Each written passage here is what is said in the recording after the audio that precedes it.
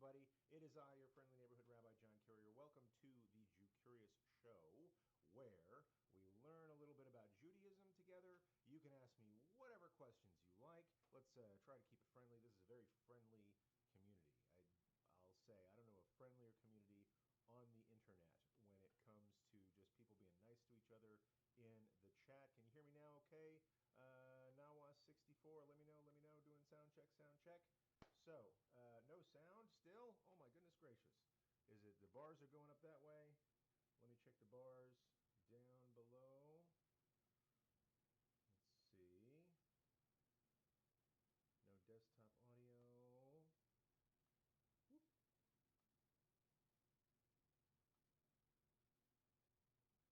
Video capture device, chat box, chat box.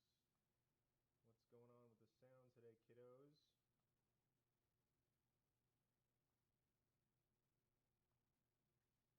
Oh, 1, 2.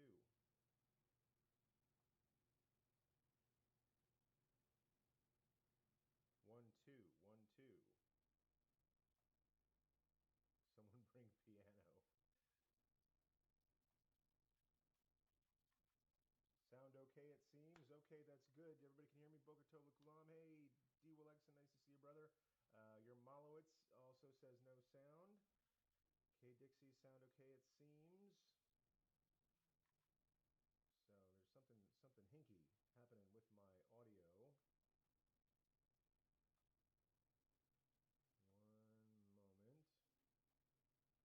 Boop, boop.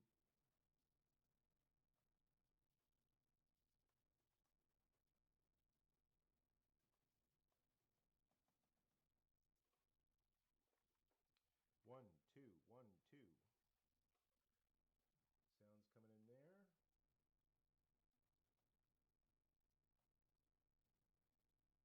Auxiliary mic. Can you hear me now? Can you hear me now? Microphone H6.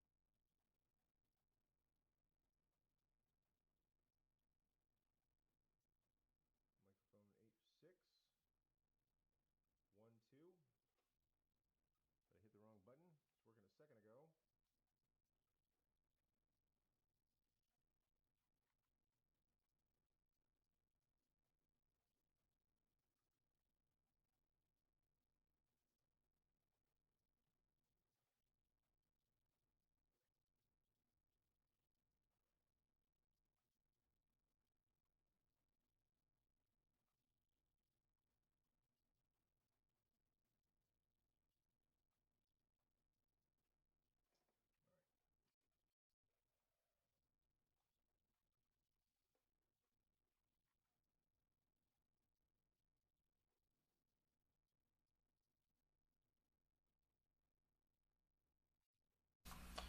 One, two, 1, 2. Can anybody hear my voice? Let me know. Let me know.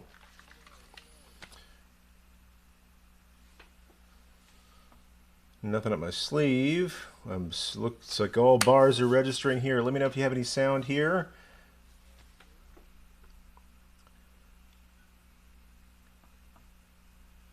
And gonna check. Yes, multi-bow. Okay, we are live. Michael Pacheco 92 says much better. Yermalowitz, yes. Nawa 64, yeah. Good to see Naya Shashi in the house. All our fun friends are back for the Jew Curious Show. This is Fun Friday. Hey guys, sorry about that. That's gonna look terrible when you watch the video on the recording later on YouTube or on Facebook, and it's like, what is it? Like 6 minutes of no sound. Excellent. So that's the fun of live. You never know what you're gonna get. So I keep putting my earbuds on. I don't need those yet. We're not playing a game yet. But in any case, now that you can hear me, this is the Jew Curious Show. I'm your friendly neighborhood Rabbi John Carrier. What we do here, if this is your first time here or first time in a while, we learn about Judaism. And so I think I might still be, I haven't checked lately, but I think I might still be the only rabbi live streaming on Twitch. But now we're multi-platform. We're on Twitch, we're on YouTube, we're on Facebook. You can get in the chat, ask your questions, and take a look at the multi-chat, see who's in the house today. On other wonderful platforms. Looks like the sound is coming in. Who do I see? I see Ruthie is here. Carla, hello everyone. Nice to see you, Carla. Okay. Nothing up my sleeve. Got that on my brain here. Let's see. Your Malowitz is in the house. Delaney Page. No, actually can't hear him either. Okay, hopefully that's better. Delaney Page, nice to see you. Got it. Kathy says Facebook sound is good. We are firing on all cylinders. Barry Cohen in the house. Hey, Barry, one of my local buds here in Southern California. So, Boker Tov, everybody, and just glad to have you here on the Jew Curious Show. We are here to answer whatever questions you have about Judaism. I'm going to teach a little bit of Torah this morning from the Torah portion of the week. That is Parashat Beshalach, which is like people get sent out, in sending out for the people from Egypt. This is what's happening right now. We finally get to leave Egypt. When last we left the Hebrews, the Israelites, the Bnei Yisrael, we were still in Egypt. Well, with all the 10 plagues, last 3 plagues got capped off in Parashat Bo, and then we had our first Passover together, and now we are leaving. So we're leaving Egypt, and there's something that happens right in the beginning. There's some other stuff just to give you some idea. There's the whole crossing of the sea thing. That's kind of a big deal, kind of a big, hairy, scary deal. Has been challenging Hollywood special effects artists for generations. I think they did a pretty decent job in the Ten Commandments. It's one of my favorite movies. Charlton Heston. It's got Edward G. Robinson in it, who's like famous as like an old gangster film star. Nice Jewish guy, by the way. But he was always in Bugs Bunny. He's like, "Rah, sure," and he had like these big lips and a cigar, and he was the mob boss. But he also played Dathan or Datan in the story of the Prince of not the Prince of Egypt. That's the other one. In the Ten Commandments, he plays this kind of foil to Moses, this sort of rabble rouser. He's like, "Rah, let's build a calf of gold." See, that's my Edward G. Robinson gangster playing a biblical rebel. And then so that was a pretty good one. It's actually fairly like close to Jewish sources and how they did that movie. And there's a neat little tile in the beginning of the movie saying, we've gone by the original Hebrew text and the Midrash and things like that. So it's not like necessarily so much the Christianized version. There's a little bit of sprinkling in there. But if you want a really good Jewish take on this story, cinematically beautiful, my favorite is the Prince of Egypt, right? And so that takes you through, I'll say, the first 3 parshiot of Exodus, and into the right near the end, we're crossing the sea. That's what's happening in this parsha. We leave Egypt, we cross the sea, God splits the sea, and we walk through on dry land in between waves over here and waves over here, and there's like little sharks swimming that you can see it. And that's actually a really great rendition, and boy, I can't even talk about that movie without crying. That movie has such a place in my heart. That came out when my oldest, who is now 24, was like 4 or 5 years old, or maybe shortly before that. And this was one movie. I don't know if you have little kids. If you don't, God bless you. If you do, God bless you, and I'm sorry. No, if you have little kids, and you let them watch TV or movies, they'll have that one movie that they want to watch 1,000 times a day. And Prince of Egypt was strong in the rotation with this one. So I know that whole movie by heart and have that emotional connection. And I cry at musicals anyway, so there's not a single musical number in there that I can't even think about it. I can't. When I commissioned the cover for my book, The Promised Life, which is available on Amazon, by the way, and I asked the artist, like, I want some people sort of dancing and celebrating in the background. You find it just like these little silhouettes of people at an oasis dancing, and I sent a still from the Prince of Egypt as kind of an inspiration for that. So I said, see how these people are dancing, with Yitro, the high priest of Midian. They're just dancing around this fire. They're all super happy. I want to capture that somehow in my book cover, and he did that for me. So please don't reboot The Prince of Egypt. Yes, I think it's exactly the movie that it needs to be. I heard there was kind of a sequel about Joseph, which wasn't as good. I don't know. I never watched it because I don't want to be disappointed in DreamWorks. Don't break my heart, DreamWorks, with biblical stories. So anyway, that's what's happening is we're crossing the sea in this parsha. But before that happens, right in the beginning of the Parsha, there is this moment which, you might miss it. You might just gloss right over it, like, oh, that's kind of interesting. Let's get on with the whole, cinematic parting of the seas thing.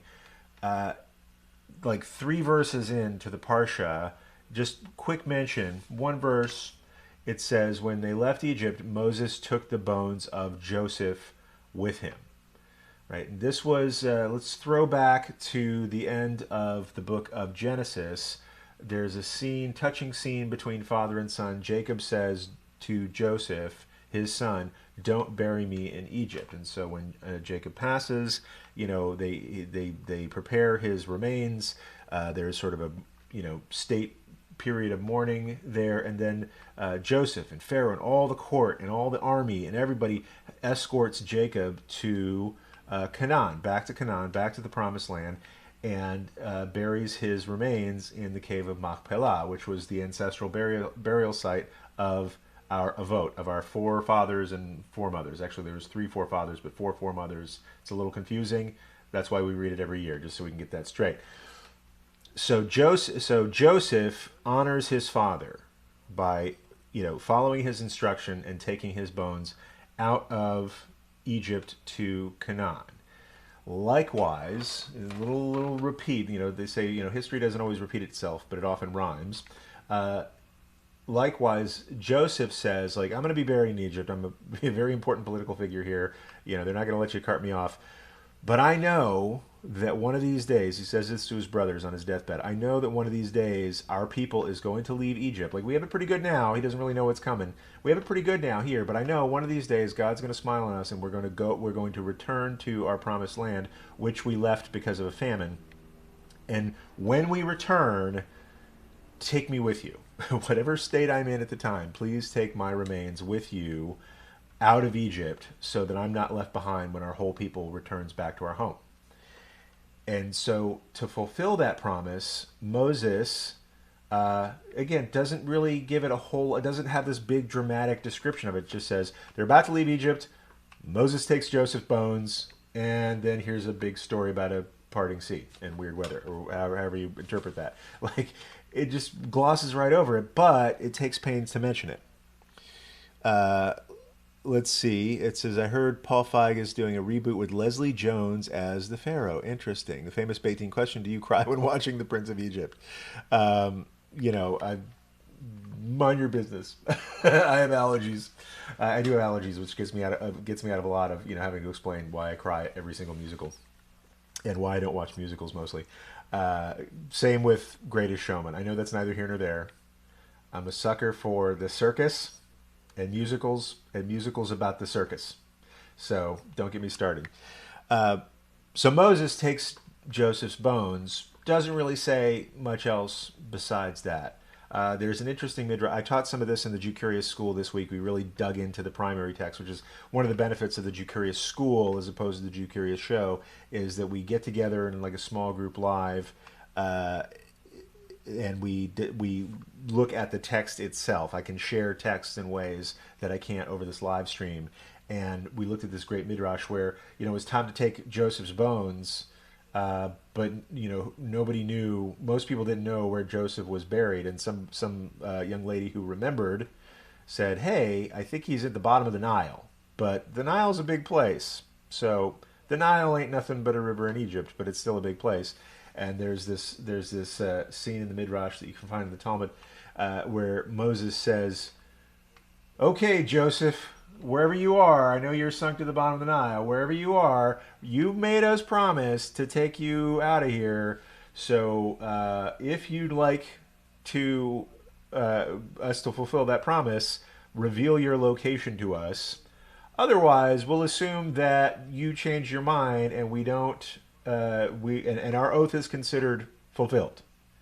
And lo and behold, blah, blah, blah, blah, blah, blah. I don't know if you remember that scene from the end of like The Secret of Nim, talking about a lot of movies today that were part of my youth, where it says Joseph's casket rose out of the Nile and floated on the top, and then they found it. And so there's a little Talmudic ghost story for you. It's got a lot of them. And then so they took his remains out. But what I really was interested in, I believe it was talking about this in the second Megillah, I think it was. I'm pretty sure it was Megillah. Maybe 10b, something like that. I might be thinking of a different midrash. But when it was time to take Joseph's bones, they're talking about this scene in another part. It's not Megillah 10b, that's something else. If I remember it, I'll tell you. But if you're really dying to know, it's in the Jew Curious School in our text sheet for this week's parsha, where it's talking about midah keneged midah. It's talking about measure for measure, right? The rabbis had this intuition that there is a kind of balance in the universe, right? And some might, from another tradition, you might call it karma, but they believe that a deed is repaid in kind.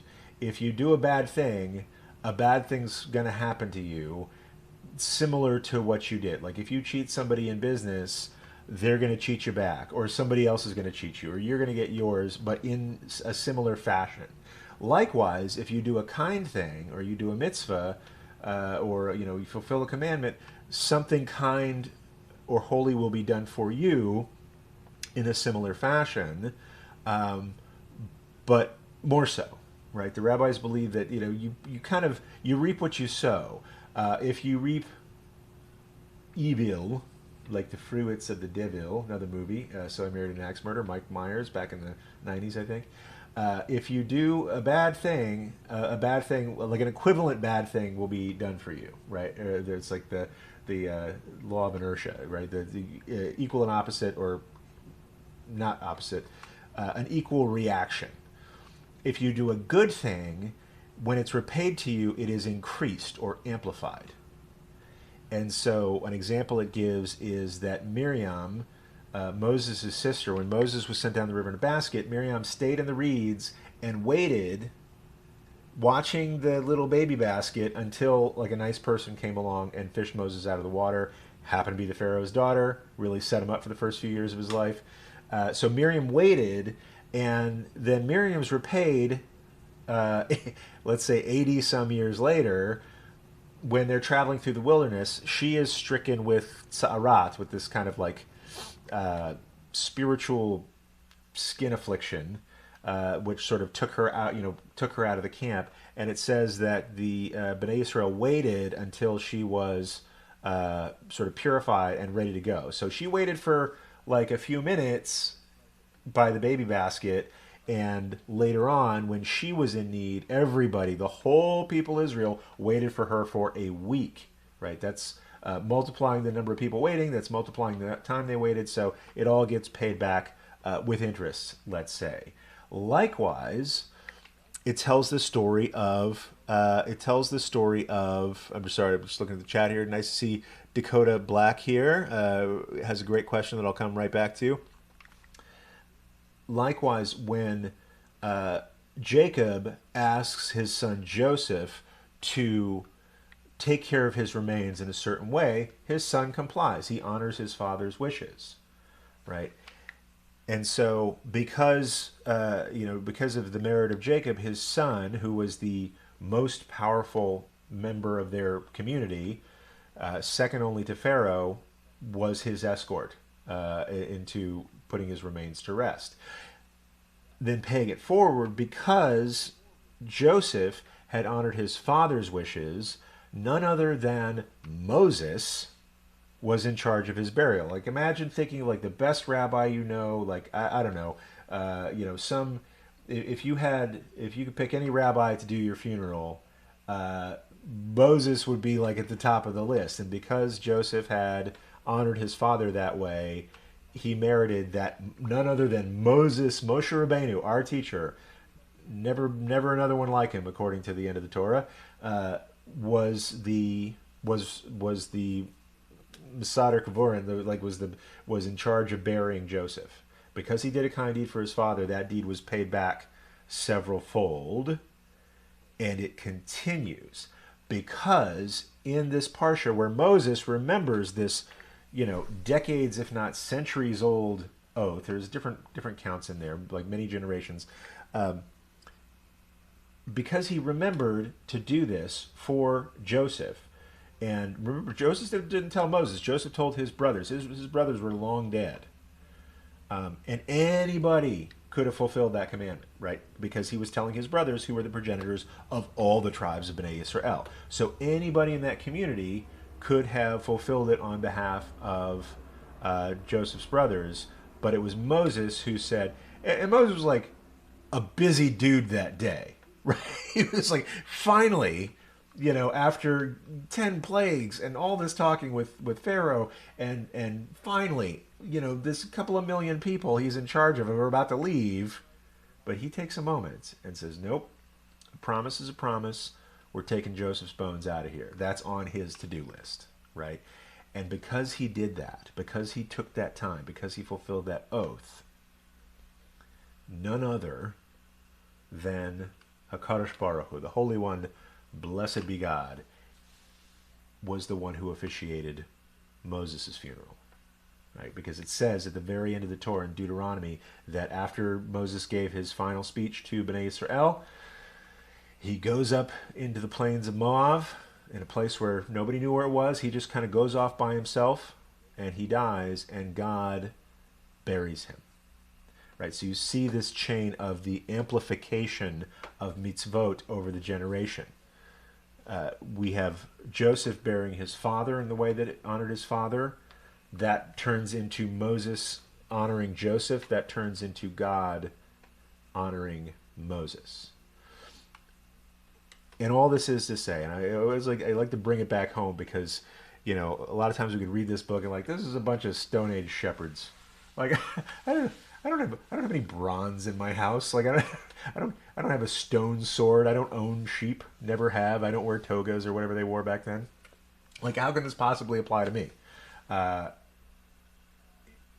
You can probably see evidence in your life when you do something good, it is paid back to you several fold. Now, the rabbis weren't suckers, right? It doesn't always work that way, right? There's plenty of examples of people doing rotten stuff and getting away with it, or people doing good stuff and not being repaid in kind.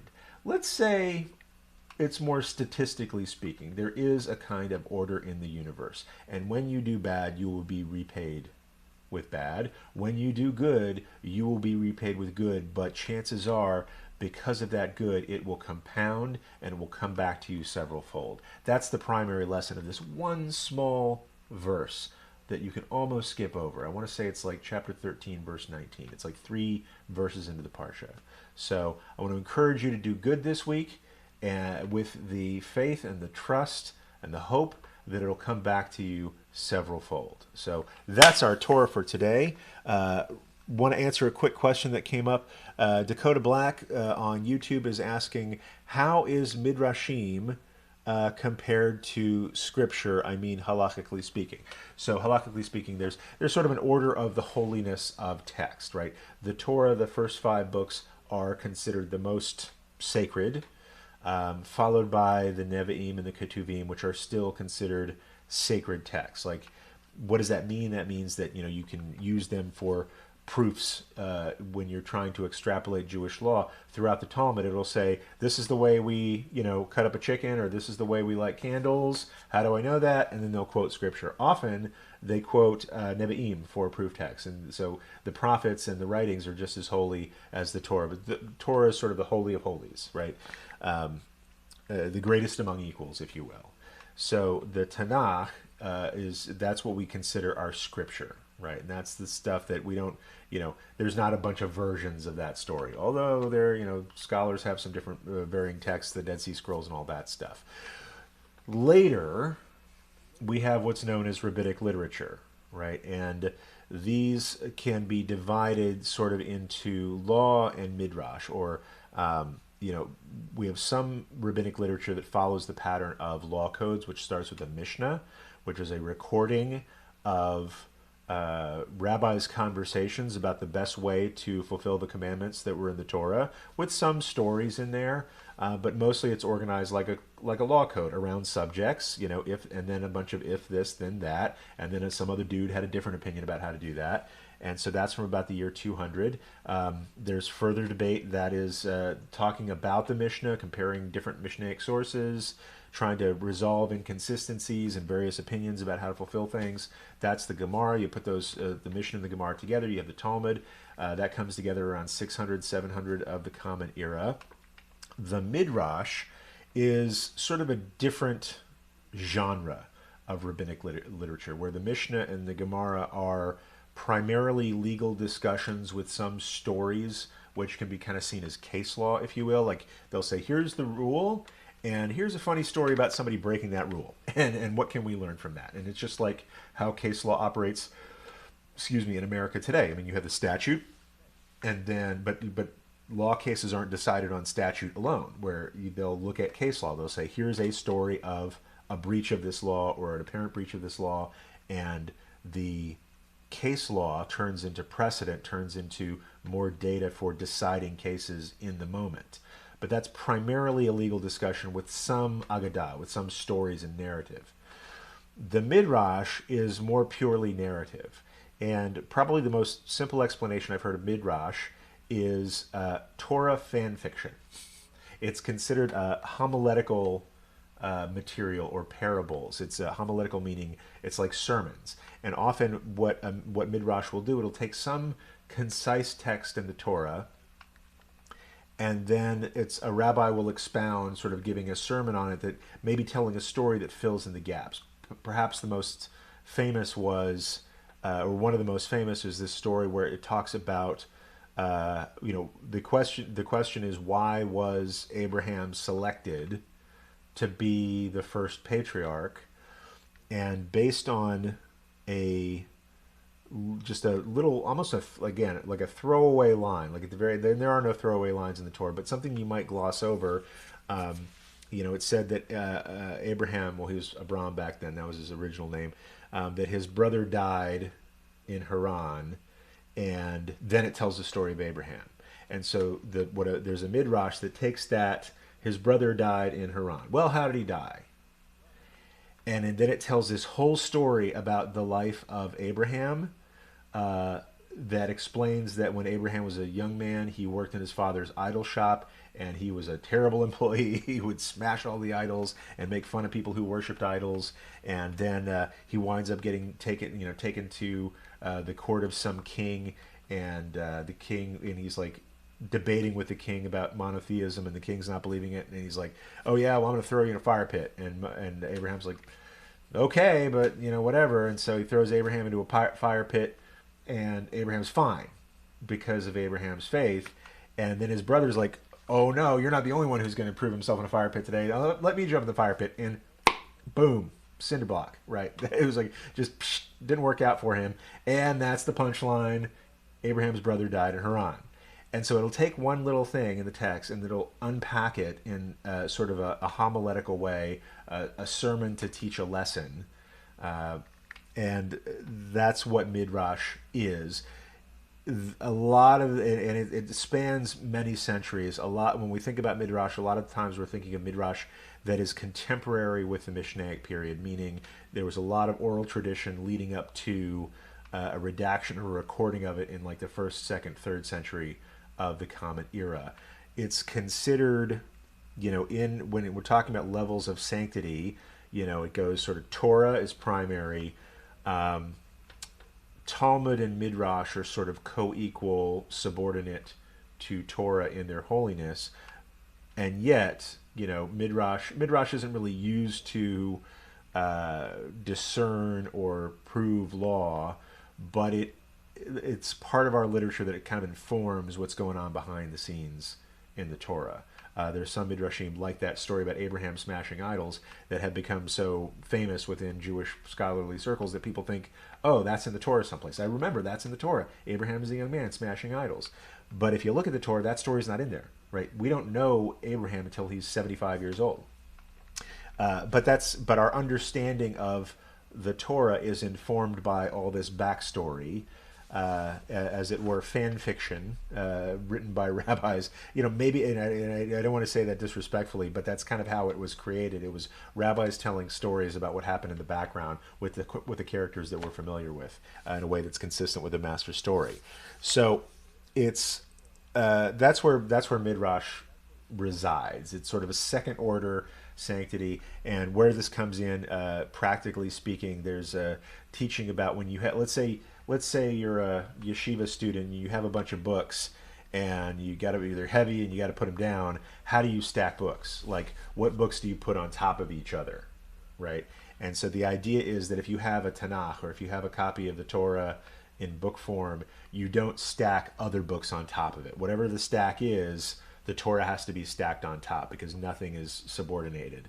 The Torah is subordinated to nothing. And so we don't put books on the ground if we can avoid it. If we drop a book, we pick it up and kiss it, just to show people that we meant no disrespect by dropping that book accidentally. And then when you stack books, it'll go like Torah, Talmud, Midrash. Midrash and Talmud are kind of co-equal, but I think it's probably Talmud above Midrash. And then if you've got, like, I don't know, Archie comics or something, that's right at the bottom of the pile. Not knocking Archie, it's just not Torah. So with that, I hope that answers your question. So Midrashim, halachically speaking, we don't really derive halacha from Midrash.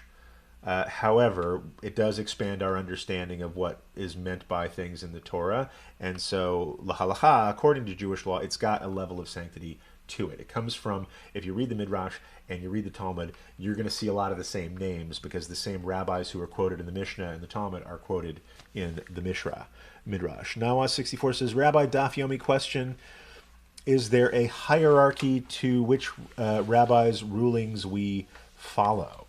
And so there absolutely is. It's something I'm still learning myself. You'll notice in the Talmud itself, it'll say this guy says this thing, this guy says this thing.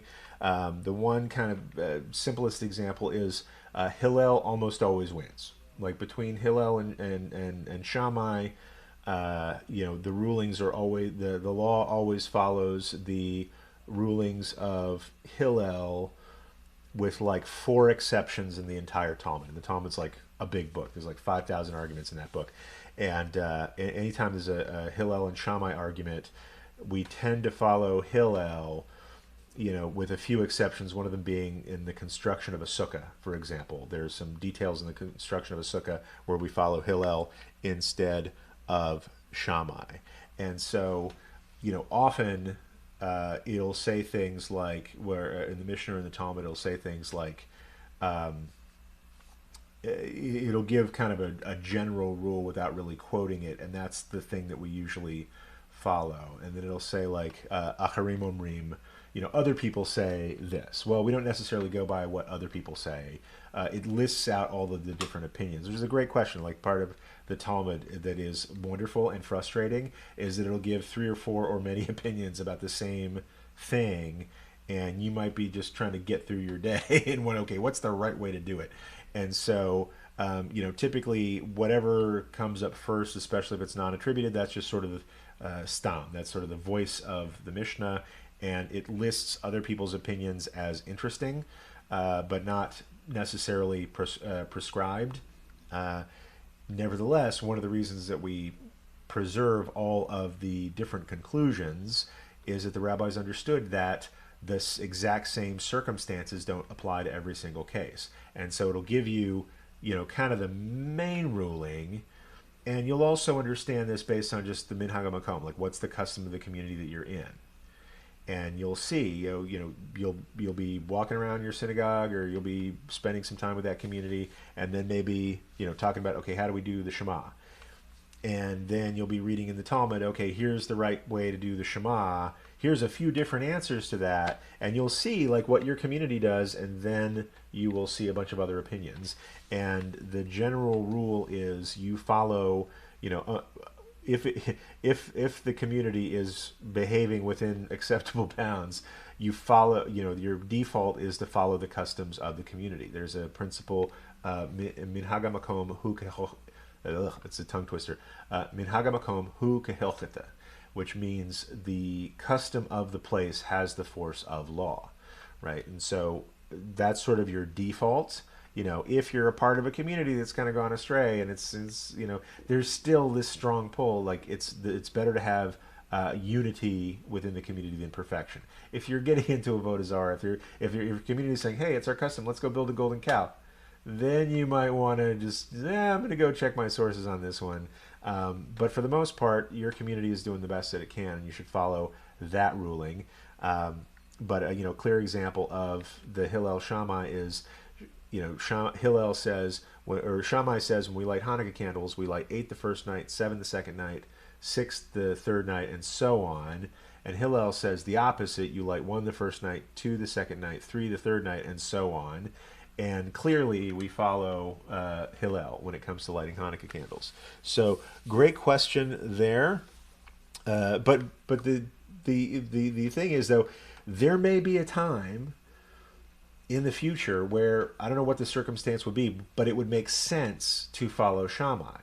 And if you thought Hillel was the only way to go, you'd be out of luck, right? But because you also have the opinion of Shammai there, you say, well, no, this is also, there's a rabbi who taught this. This is also an acceptable alternative, and that's why we preserve all the arguments. That's why the rabbis really didn't, later rabbis really didn't care for Maimonides and probably Yosef Karo and other people who codified law, because they would often give you one simple way of doing things, and the rabbi said, yeah, but you're leaving out all the options, right? And you're just assuming that circumstances will continue to pertain and you're sort of robbing people of viable options in changed circumstances. So that's a little bit how Jewish law deciding works. Nawa 64 says, or maybe the rights of women. This is very important. It's that's one of my greatest teachers, Rabbi Brad Artson.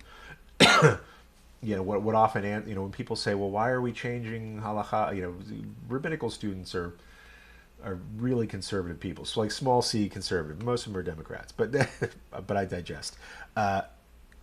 Rabbinical students were like, oh, because we're really trying hard to do things the right way. And it's like, oh, you can't, we're supposed to be read Leviticus 18 on Yom Kippur, not Leviticus 19. Why should we change it? We've, for most of our history, we've read Leviticus 18, where when you have the most people in the room, let's get together and talk about various judgments about people's sexual practices. Some communities, and specifically that doing gay stuff is not okay.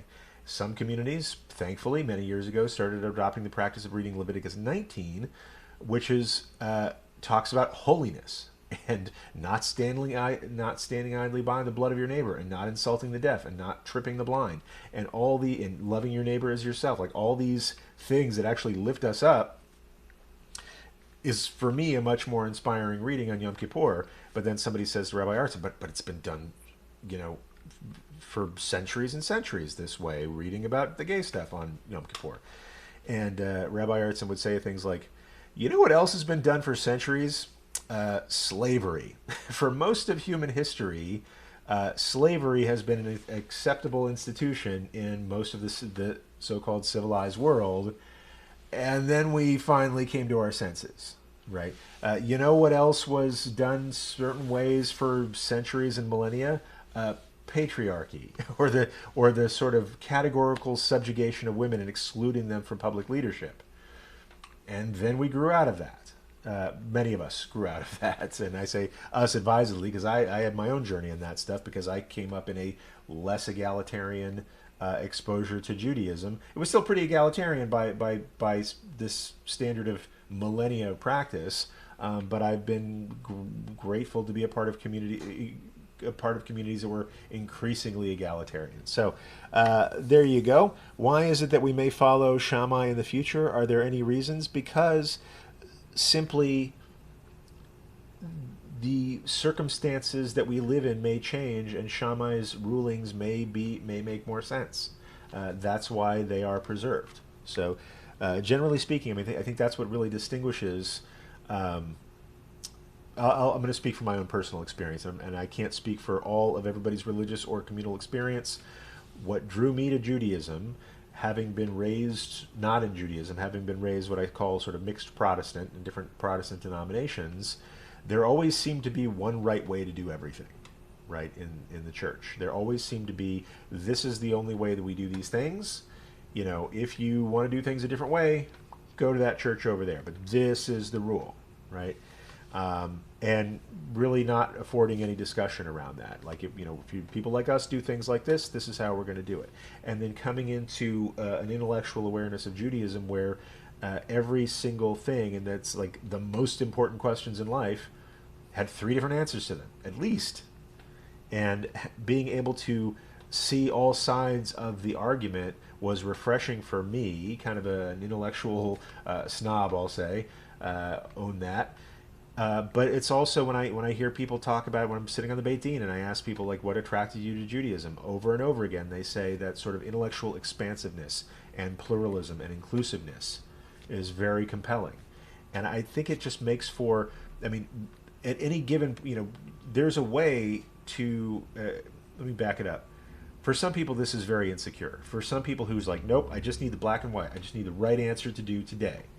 And there are fundamentalist sects of Judaism that will happily give you the only way to do things. I think it's sort of historically inauthentic to what Judaism is about, but everybody needs that Myers-Briggs type. Or people who have that Myers-Briggs type need a way to connect, and I don't begrudge them that. But I needed something different. And what I found was a way that says, okay, if you have this important question in your life, let's talk about it. What I said to my rabbis at the Beit Din back 20 years ago this summer was, what I love about this is that Judaism doesn't pretend to give me the answers to all my questions. What it does is it gives me the vocabulary to ask better questions, right? And to discern my own truth by asking better questions. So, Josh Kaufman is in the house. Good morning, Josh. Coming in from Alaska. Good to see you. I don't know if I ever connected you. My son is in Alaska right now in Anchorage.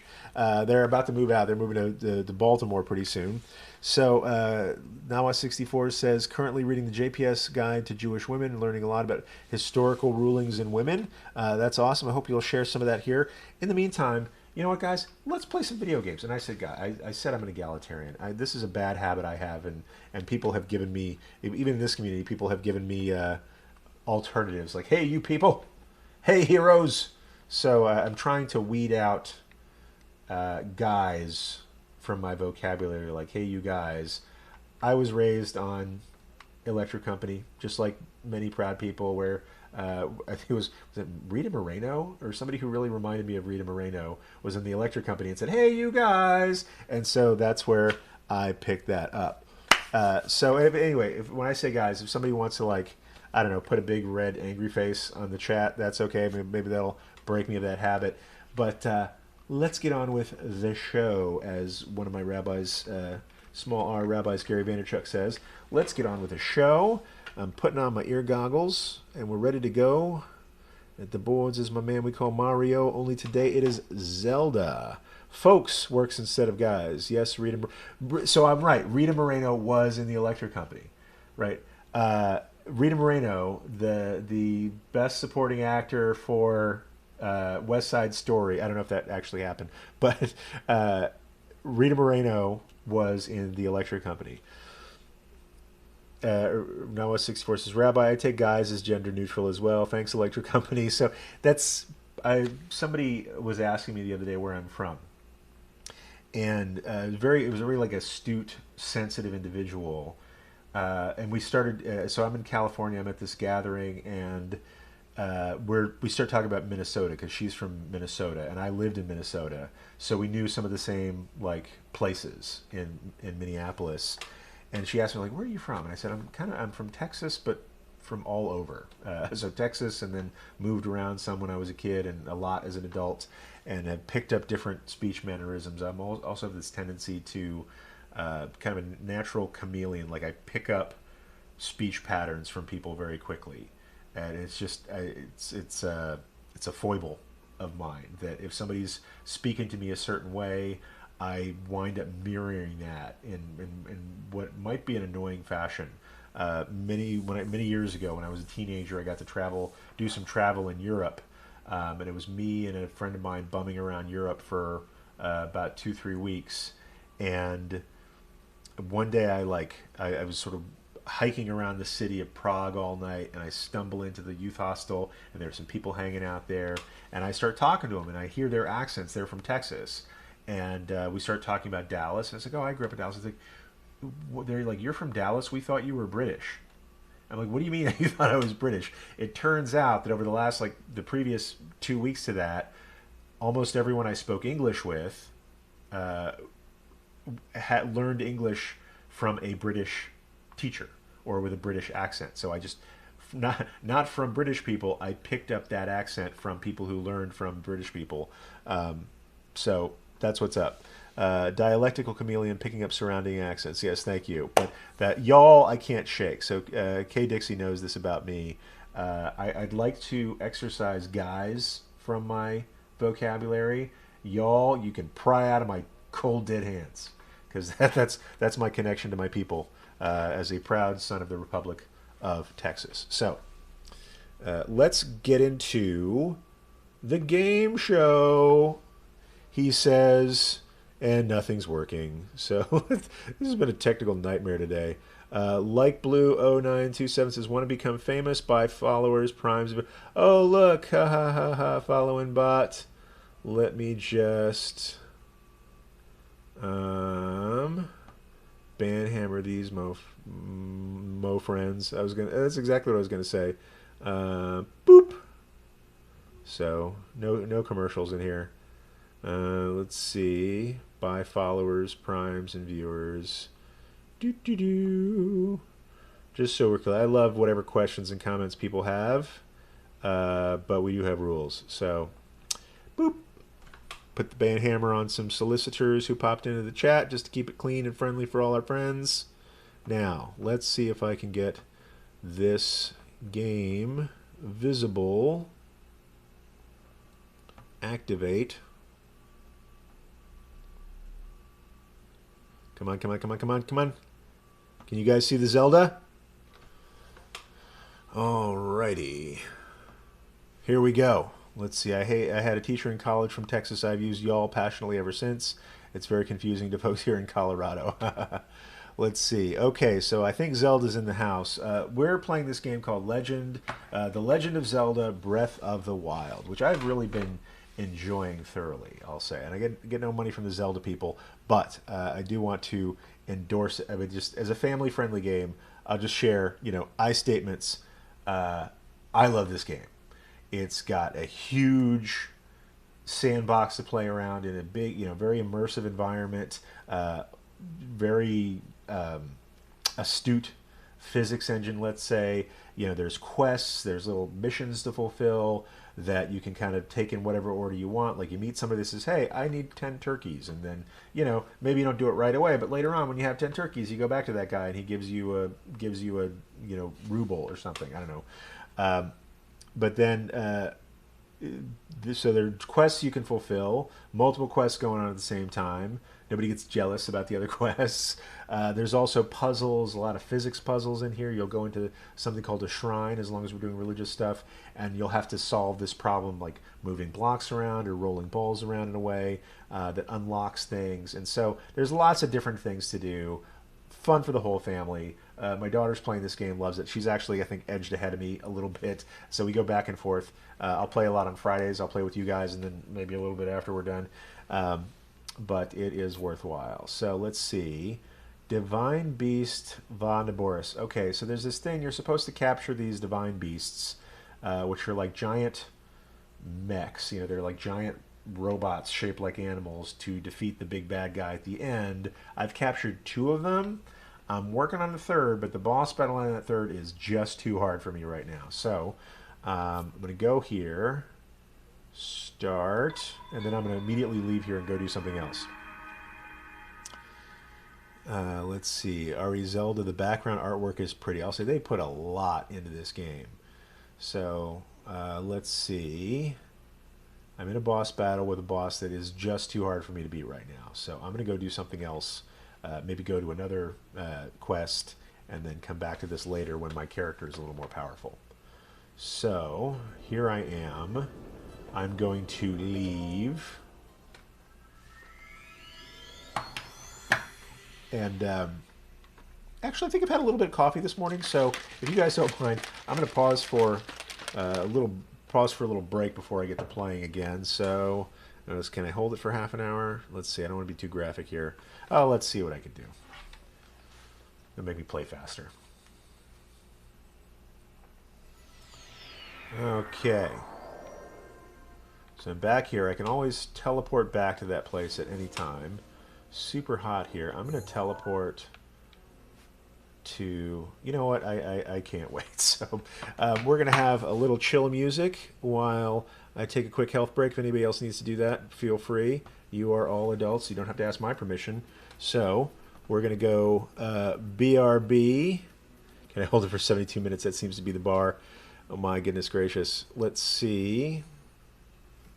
We're going to go on BRB.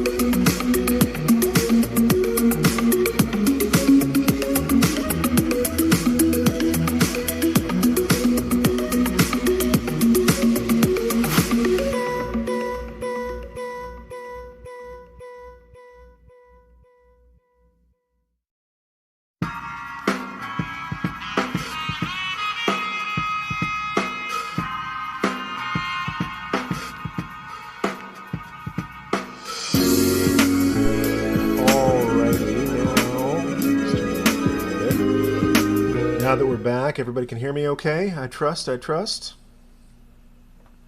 a really great discussion in the chat right now. I don't remember offhand which that was either. Can you hold it for 72 minutes? That seems to be the bar. Anyone remember which daf that was? They're talking about some people doing daf yomi here. It always amazes me that rabbis' commentaries are so exact. Why 72? I guess they're referring to a discussion where 72 minutes seems to be the proper amount of time for holding it. How long does it take to walk a certain distance? Yes. Daf was late last week, I think. All right, we'll look that up and maybe bring it up next week. So, yeah, they get super specific about stuff. And, you know, sometimes I think it's just chutzpah. I think it's just audacity. So it's like, Rabbi, how long can I hold it? 72 minutes. Like, did you just make that up? It's like, shut up. I'm the rabbi. 72 minutes. So I try not to render halakhic decisions that way. But let's see, where are we going to go? That camel that I was trying to beat up on is too hard. So we're going to go back to the land of the Lenaru, Zora's domain, and travel to that shrine there. And go back where things are wet. Now, right now we're in a desert where it's hot and dry. We're going to go where it is not. Cook up some wild cuisine by throwing together some ingredients and see what happens. You can't cook with an unlit pot. That's true too. There were 72 names of God according to Kabbalah. There are other reasons too. So yeah, I think every culture or every, let's say, language system has its typical big numbers. Like I remember learning some basic Chinese years ago, which I've long since forgotten, and learning that the word for infinity was the same as the word for 10,000, right? Like 10,000, that was like the biggest number they could think of. 70 appears a lot, like 70 faces of Torah, 70 names for God, more often than 72, I think. But 70 was like infinity, right? So some primitive accounting systems, it's like 1, 2, everything, right? It's just give up. And this was before zero was invented. It was like, why do we need zero? We just say nothing. But it'd be like 1, 2, 5, everything. In Hebrew, in biblical Hebrew anyway, you often see 70 as used for the max, right? The term the natural span for human life was 70. Like naturally they could count higher than that, but if they were just looking for like a big number, they would say 70. Like how many times did you have to go to the bathroom today? Ugh, 70. I don't know. Uh, Similarly, I learned a phrase. Ooh, Lotus. I learned a phrase a few years ago, until Shavuos, or which is the Ashkenazic way of pronouncing the holiday of Shavuot, is code for some indeterminate time in the future. Like something, it's like when is something happening, and you say, well, it's so far in the future we don't really have to worry about it. That's like until Shavuos, which is a holiday that usually happens in the early summer. After a bunch of, so you have this whole bonanza of holidays from Purim to Passover. Passover is really work intensive, and then let's see if I have enough shock arrows. And then after that, you don't really worry about anything, and then you get to Shavuos. I do not have enough shock arrows. Crikey, I'm gonna have to go back to that desert town, buy some shock arrows. I don't know if I have enough money for that. So let's see. Hey, what's up, Muzu?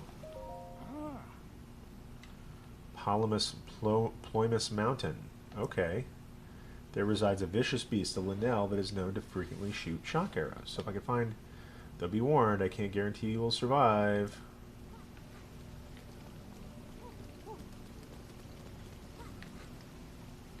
Let's see.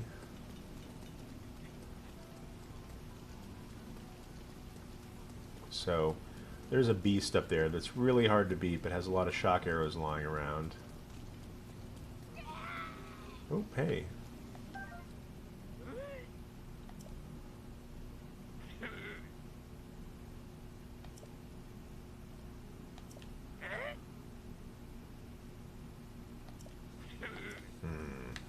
Uh-oh. Sorry, buddy. Now I got fish head guys mad at me. Doo-doo-doo.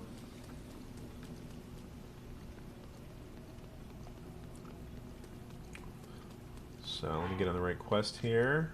Oh. Adventure log. You collected 20. I say I collected, but then I shot a bunch of them, so I don't really have that many. The lake is directly below Shatterback Point, the peak of Ploymus Mountain. Ploymus Mountain. That's where I'm going to go. K. Dixie says, oh, thank you for reminding me. There are a few questions from people on YouTube. Let's go to the multi-chat. Hey, guys. Let's see. Is this Wii or Switch? It is Switch. I use Cheers a lot as a sign-up, which confuses people, too. Yeah, I've done that as well. Not quite on topic, but have you heard of Hillelism by L.L. Zamenhof? I have not. If you want to tell us about it in the chat, that'd be totally okay.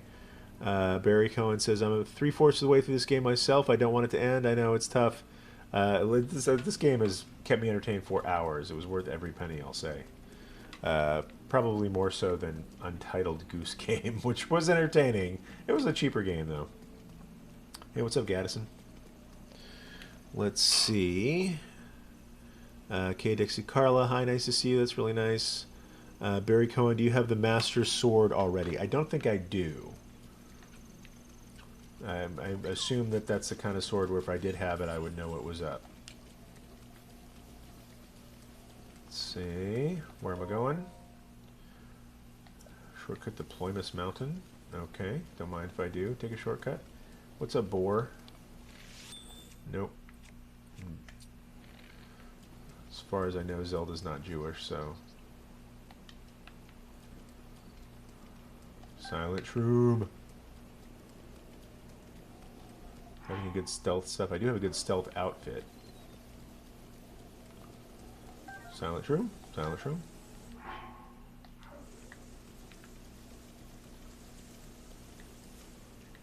Oh, that's right. I gotta put on my, my wet armor.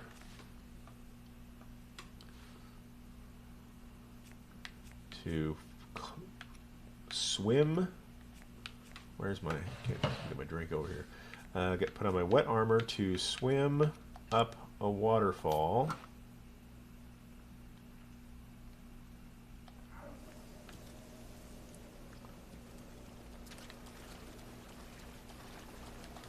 Got a frog.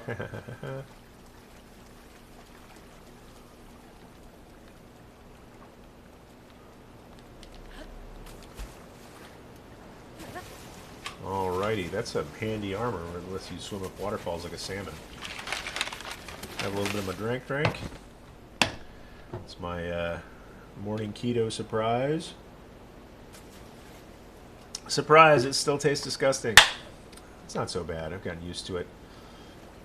To my usual coffee and coconut milk and coconut oil and protein powder, I've added, in the last week or so, some Keto Force exogenous ketone esters, which taste like gasoline, but like not even like gasoline that's past its expiration date, I think.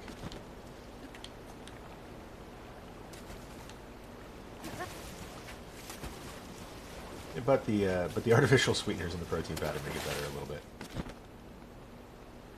Okay, going back up the Palamas Mountain.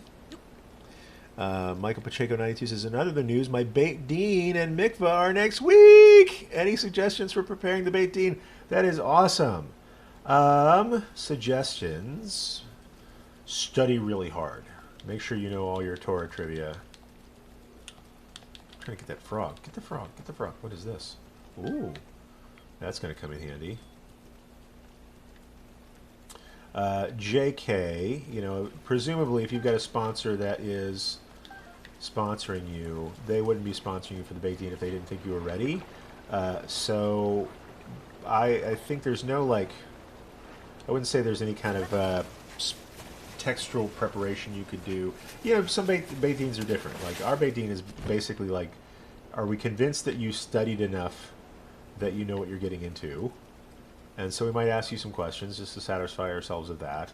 I have been on a Beit Din where a rabbi was very particular about the answers he wanted to get. So it was like, he would ask you about the meaning of various holidays, and if you didn't give him exactly the answer he was looking for, he would say, okay, that's one way of looking at it, and then he would proceed to tell you exactly what he wanted you to know about that holiday from his perspective, which was a great educational experience. Like, you don't often get to hang out with 3 rabbis who will answer questions for you. Who would want to? No, just kidding. Rabbis are cool. I like rabbis. But in any case, so I think to prepare, just be prepared by being yourself. I think that's the best thing you could do. Sometimes I tease my my students. Am I in completely the wrong area right now? Sometimes I tease my students in a good-natured way, saying, okay, make sure you know how many bulls we sacrifice, how many bulls the Torah says to sacrifice on the 3rd day of Shavuot. And they're like, dope, I don't remember that. I'm like, that's okay, there's only 2 days of Shavuot. You'll be fine.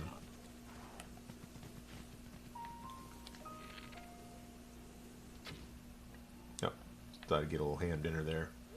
Virtual ham. I don't know if virtual ham is kosher. Let's see. Nawa64 says, so anyway, Michael Pacheco, Mazel Tov on you. Ketone sounds a lot like acetone or acetone to me. Not for nothing. I think acetone is one of the byproducts of ketogenesis. That's why people who are doing keto have terrible breath. Sometimes. Is the acetones get into their breath and it's like, eh. So, I'm going to put on my stealth clothes. I got stealth clothes, y'all. Not very good as armor, but really good for sneaking around. Got my max stealth business going on. Now, 64 says, Ari Hillel versus Shammai and women. I finally found it in my book in reference to a bill of divorcement, finding something unseemly with the wife. Shammai defined unseemly as sexual misconduct. Hillel had a broad definition to include burning the husband's dinner. Right, so in many ways, Shammai was more restrictive on appropriate grounds for divorce, whereas Hillel was more expansive. Still blaming it all on the lady. Don't get me wrong; these guys weren't, were tzaddikim but not saints, and not very advanced in terms of egalitarianism. But that's part of our history. So. But yes, there's some differences there. I'm just going to kind of wait for this guy. Because once he finds me, I'm kind of stuck. So I'm going to go ahead and save. Because once this guy finds you, it's game over, man.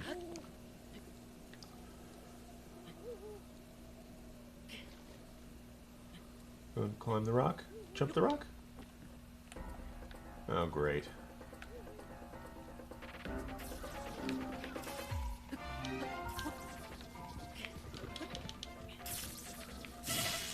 Yeah, I should have seen that coming. That's why I'm glad I saved.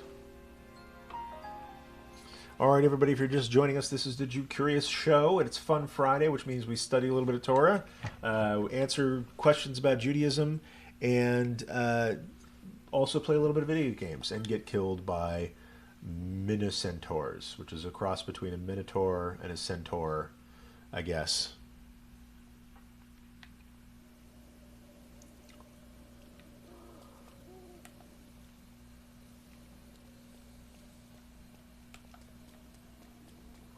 Like way over there. You think you can see me? Wearing my stealthy pants.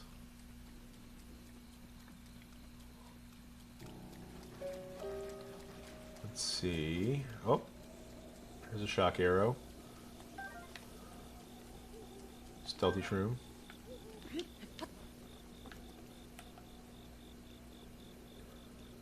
Any other shock arrows in the neighborhood?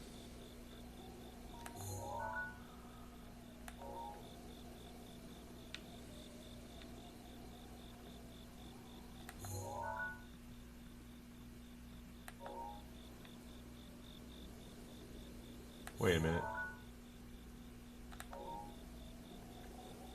Where's my friend? There's the boar.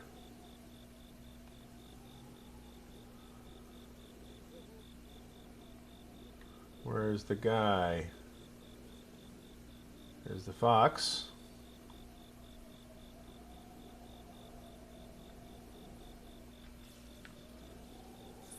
There's the guy.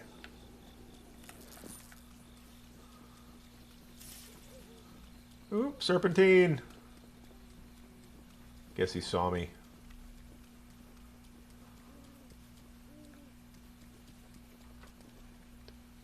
Okay, Dix says, if you enjoy Fun Friday discussions, please subscribe and you get notified every time we're live. Thank you, Kathy. That is true. If you subscribe, you get notified when we're live. You also, if you're subscribed, you won't have commercials. Sometimes Twitch puts commercials on here. I'm not sure if those commercials get ported down to... Oh, great. Blood Moon. That's going to be weird. Get a boar.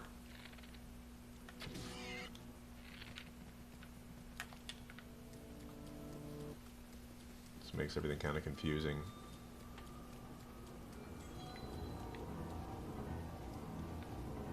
Come on, get this Blood Moon business over with. And skip. That just basically means that just respawns all the bad guys that you might have dispatched.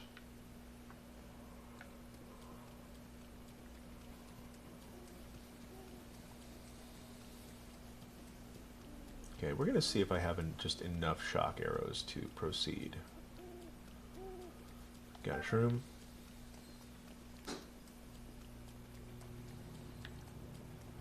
Oh, there's one.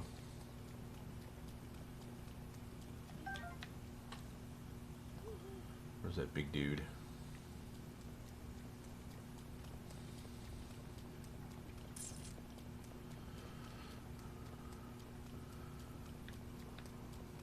Oh, hey, shooting star. That's cool. Hey, a whole bunch of shock arrows. That's cool. Do I have enough? I have 20. Look at that. It's like, alright, you don't need to fight this guy anymore. What a pain. Okay, what does this say? It looks like it's in Hebrew. Pach. Pakach. Jump at your own risk. What? Hey, what's all that business? Oh, I see. That is the... that's the fishy guy. That's the divine beast I'm trying to find. I know I have a buddy down there somewhere. What's it saying? Adventure log. I got 20 shock arrows. Lake is directly below Shatterback Point at the peak of Ploymus Mountain. Need to face now. Head to the East Reservoir and meet with Sedone. Okay. Alright. What? That seems safe. Alaka sploosh. Alright, I'm just going to go for the closest shoreline here.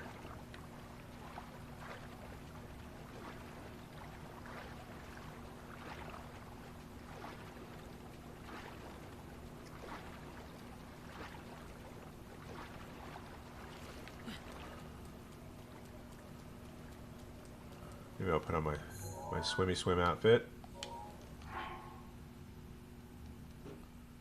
Put on the swimmy, the Zora armor, which is good for swimming. Swim speed up, okay. I'm trying to find... Yeah, too wet. I guess I'm going to have to go swimming.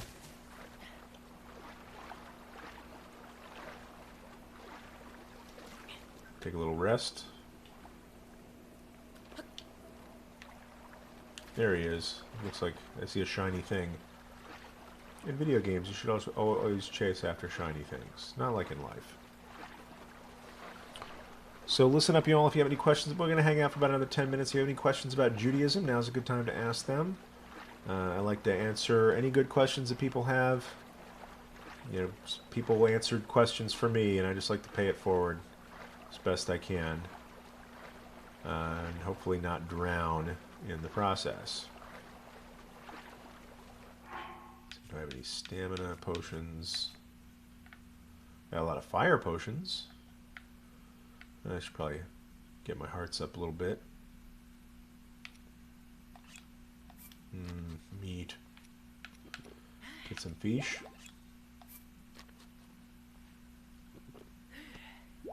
Yeah, I need more stamina potions. Alright, here's hoping I make it. This could go either way.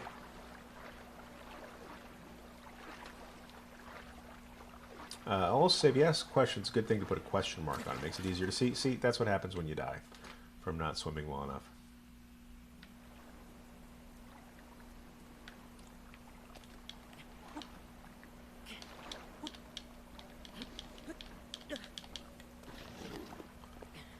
Ugh.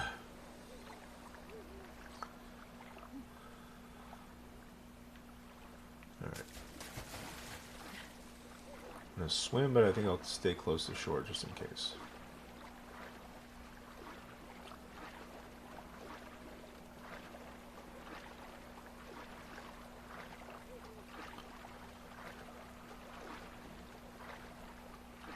Might be able to make it over there.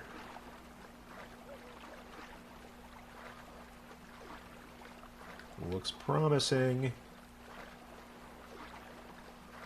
As the Yeshiva Booker said, I understand swimming. This little joke my rabbi told me, Rabbi Shevitz.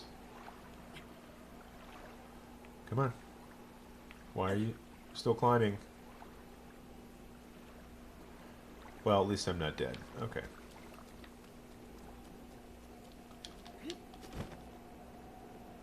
Ta-da! Dry land, suckers. What's all this then? There's got to be some things to do around here. Sleepy time. Maybe some other time. Some fish-shaped things. Oh, chest. Don't mind if I do. Steal your stuff. Got 2 of those already. Okay then. Save. Well, let's see what I got here.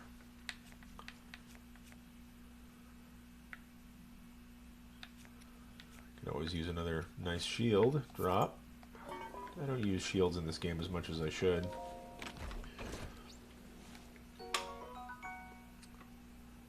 Take that shield. Put that in my shield pocket, I guess. Okay, where's my buddy? Hey, buddy. I'm sprinting to you, buddy. You're super tall. Oh, cutscene. Time for a little drink. Glad to see you're ready to go, Link.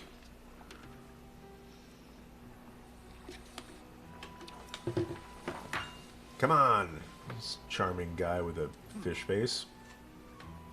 Are you ready for this? Do you have your Zora armor and enough shock arrows? I'm ready.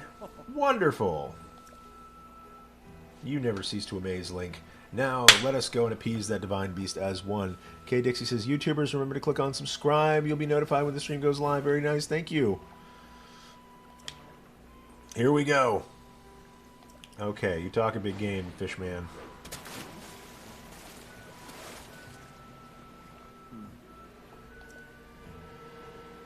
So gaze upon his back. Okay. Do you see those glowing pink orbs? You will need to shoot each of them with a shock arrow. Okay then. With your Zora armor, you now have the ability to ascend waterfalls, so I shall take you right to the side of the divine beast, and from there you can swim up and take aim. I know you can do it. I believe in you. Now hurry and get on my back. Okay. It's, you know, nobody's asked me yet to do that, so I'm ready. Let's do it. Probably should be wearing some better armor for this. Ha! I'm unstoppable in the water, he said right before something bad happened to him. Ruta is responding to our presence. I'll move away and wait for an opening before we approach. Okay. Chicken. Are you ready, Divine Beast? Ruta uses ancient mysterious powers against us. That includes hurling giant ice blocks that we'll need to watch out for. Okay. Alright, so we're gonna have to... Okay, like, dude... I can't seem to steer this guy. You were going right into the ice blocks, my man.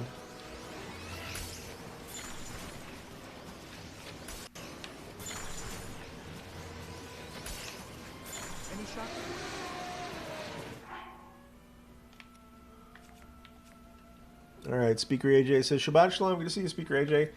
Let's get some shock arrows going. Equip those. What bow am I using here? I think I'll use the Knight's bow. That'll work out.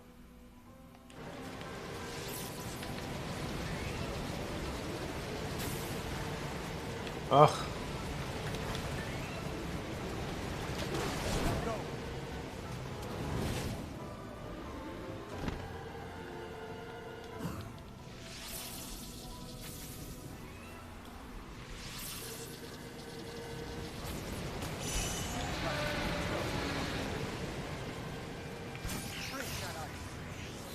Break it with what, doofus?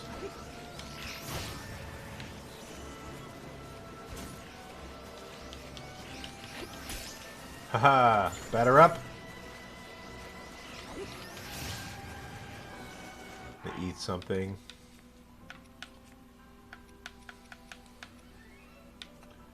Da, da, da, Zelda.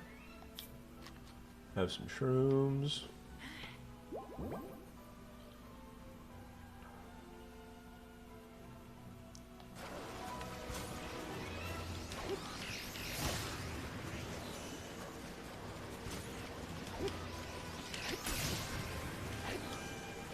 It's like he's not even trying to dodge these things.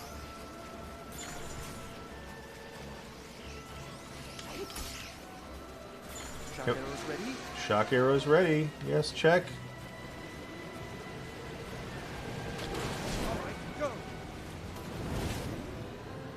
Okay, now.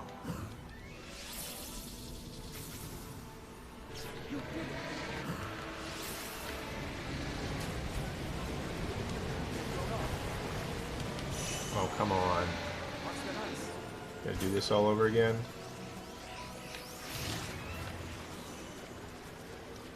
This is just taking a long time.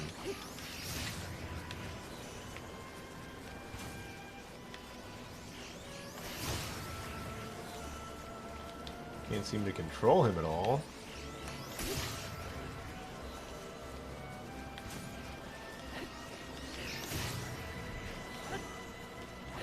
Badly damaged by missing stuff. Come on, go back in there. I got this.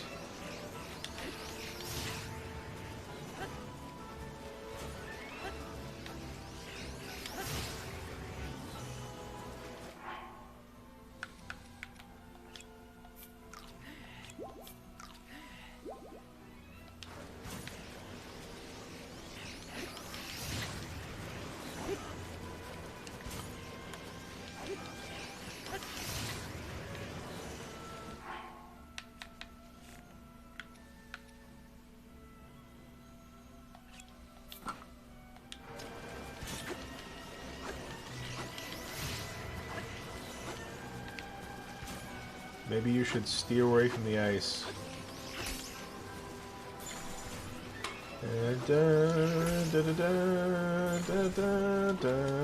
Go to the waterfall so you can do something.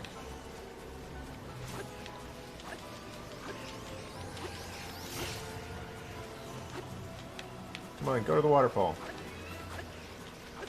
And wait till he throws all that ice.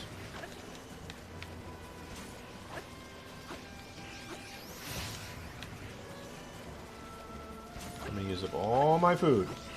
Because you're being a doofus. Sorry, I shouldn't judge. He's doing the best he can.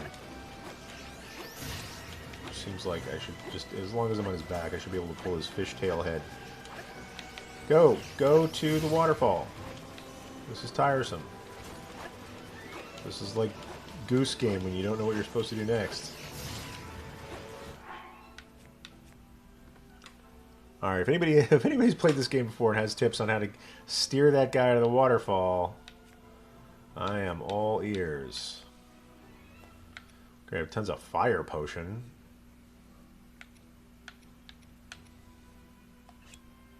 I have a shock omelet.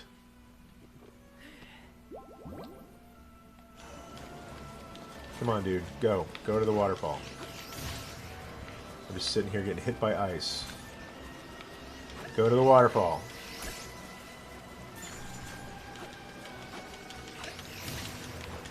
You're just going to keep making more ice.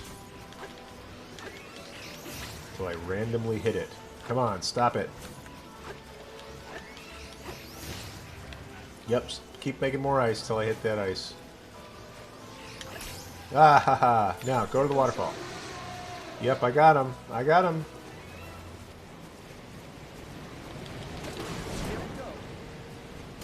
Okay, now then I'm going to aim for that one. I'm going to glide.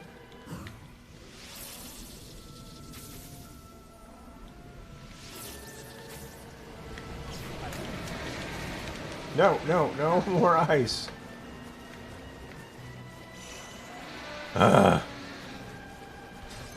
Rabbi, any ideas when the anti-Semitism? Okay. Oh, crumbs. So, yes, we're going to do that today. I know I've said that before. Okay. So, let's see. Thanks for the question. That's on my list of things to do before Shabbat. Get all the anti-Semitism videos up. Thank you for asking, as well as this week's Parsha and some email answers that I owe you. And then we'll get on that. I've got, right after this, I'm going to sign off. I need to go, just remembered I have to meet with somebody at 10:30, so I'm going to sign off in just a couple of minutes.